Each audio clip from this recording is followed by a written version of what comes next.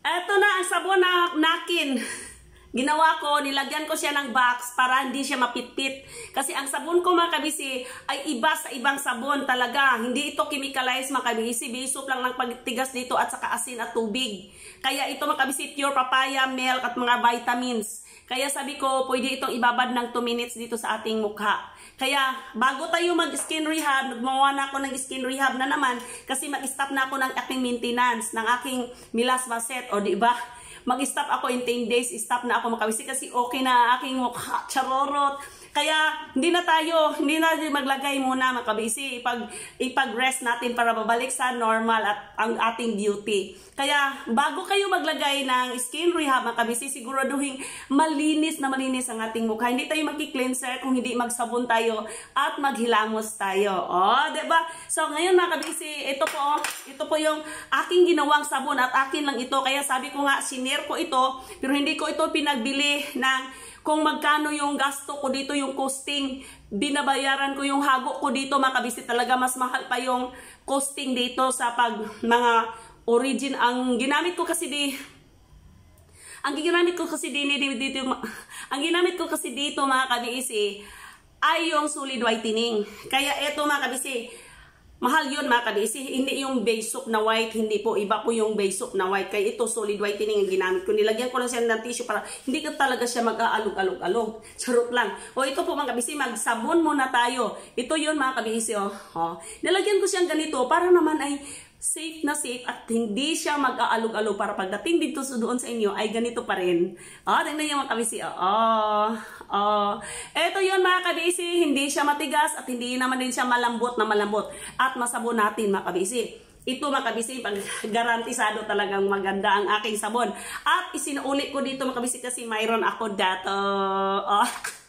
So, matagal na ito sa akin mga kabisi kasi pambabad ko lang ito sa aking mukha 2 minutes. Pero minsan naman mga kabisi hindi ko na siya ibabad habang naghahagod-hagod ako mga kabisi. Ganito yung ginawa ko at ganito yung gagawin ninyo din. Charot! Kaya ito mga kabisi, ganito natin gawin. Basain mo ng mukha. Ganyan. Basain mo na. Tapos, ganyan. So, mag-count na kayo mga kabisi. Dito, mag-count na kayo ng 2 minutes. Yan. So, pwede naman iganyan-ganyan. Pero ito mga kabisi, walang problema kung iganyan natin kasi yung sabon na sinabi ko sa inyo na inyong sabon na binili na nakasama sa set, hindi yun pwedeng hihid sa mukha mga kabisi at hindi pwedeng iganituhin yun pagbabad. Ito lang kasi ito rin ang sabon kong papaya na ginawa ko. Kasi ito lang naman mga kabisi ang pinaka-organic. Kaya, naka 1 minute na tayo. Kasi 60 second lang ang 1 minute. Kaya ganyan lang mga kabisi. Dapat malinis na malinis ang ating mukha bago tayo maglagay ng ating rehab. Ang aloe vera naman kasi mga kabisi, minsan din magawa din ako ng aloe vera na sabon. No, ito ang aloe vera naman kasi mga kabisi ay napakaganda sa mga sunog at sugat. Kaya ito yung ginamit natin talaga at ang ginagay ko lang dito sa aloe vera mga kabisi, whitening serum lang. Lamos na tayo.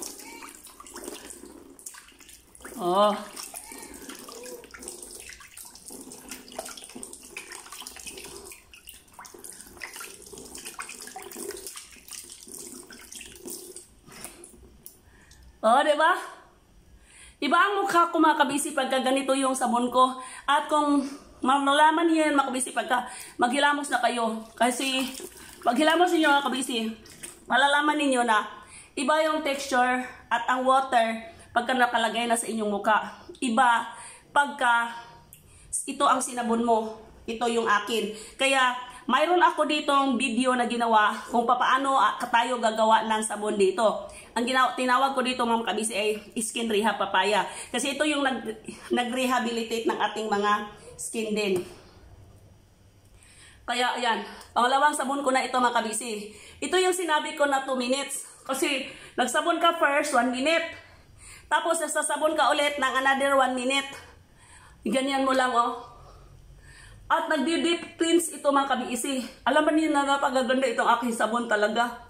Skin rehab nga mga kabisi, ini-rehabilitate yung ating mga skin. Diyos ko dahil mga kabisi. Kaya Sa pag-rehab natin, mga kabisi, 5 days na yon. Tapos paggamit natin doon, mga kabisi, sa ating set, more or less, mga kabisi, 5 to 6 days. Kung hindi pa, i-extend niyo na until 10 days. Wala na yung inyong milasma. Pagka inyo talagang i-follow ang procedure. Oh, namos na tayo. Last na ito, mga kabisi. Hindi na tayo mag-sabon ulit.